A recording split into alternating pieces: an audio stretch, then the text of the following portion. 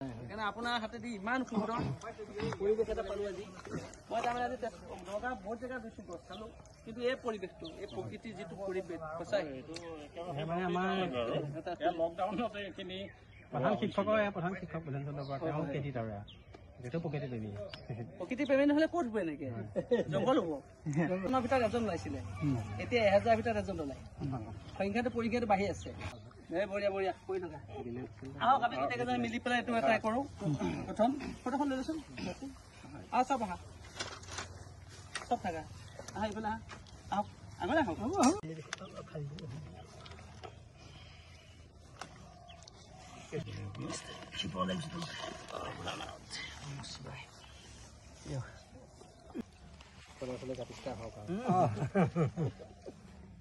এৰিয়াটোৰ ভিতৰত এৰিয়া মানে নগাঁৱৰ ভিতৰত বিখ্যাত। এতিয়া এইটো বাহাদুৰি মাৰি দিব পাৰি। অসমত নাই নেকি? নাই, অসমত মই চাৰ্ভে কৰিলোঁ, 6জোপা ওলাইছে। অলপ মাটিটো দানি দিয়কচোন। দিম দিয়ক, ইয়াত মাটি দিম অলপ, বালি মাটি পানী দিয়ক। আৰু শ্ৰীমন্ত শংকৰ প্ৰাথমিক বিদ্যালয়, আৰু নগাঁও ৰাইডিঙীয়া হাতীখন।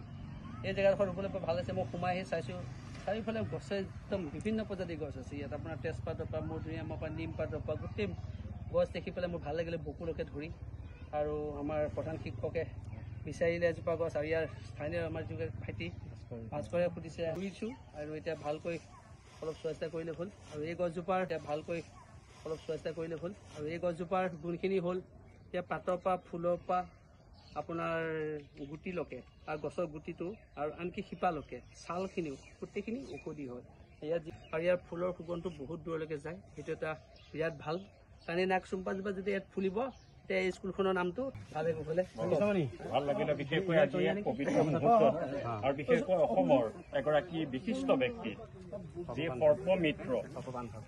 সৰ্প বান্ধৱ, তেনে এগৰাকী ব্যক্তি আজি আহি আমাৰ এই শ্ৰীমন্ত শংকৰদেৱ প্ৰাথমিক বিদ্যালয়খনত উপস্থিত হৈ আৰু এনে প্ৰজাতিৰ বৃক্ষ এইটো ৰোপণ কৰিলে সঁচাই আমি মানে এই বিদ্যালয়ৰ মই প্ৰধান শিক্ষক হিচাপে বৰ আনন্দিত হৈছোঁ।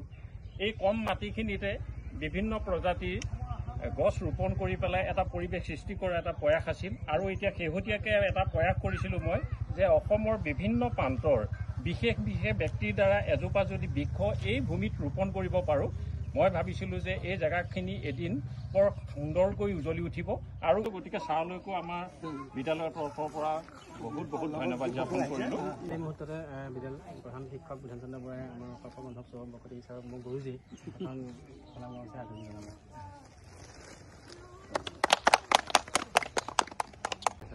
আৰু তুমি কোৱা, আহাচোন এইফালে তাতে বহি লওঁ নেকি ছাৰ? অকণমান আজি মই অতি গৌৰৱান্বিত আৰু আনন্দিত যে মোৰ গুৰুজী আৰু অতি আইডল পাৰ্চন মোৰ কাৰণে, প্ৰকৃতিপ্ৰেমী সৰ্ববান্ধৱ প্ৰকৃতি চাগিয়াত লগ পাই মোৰ ইয়াৰ পৰা মাত্ৰ 5 ঘৰ মানৰ কাষতে মোৰ ঘৰ।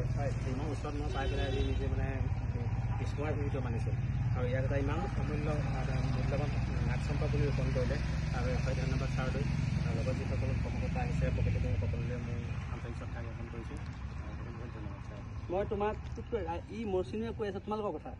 মৌচিনীয়ে যেতিয়া ক'লে এটা গছ পুলি ৰুব লাগিব, মই ধৈৰ্যটো মানুহৰ ডাঙৰ বস্তু, মানুহৰ ধৈৰ্যটো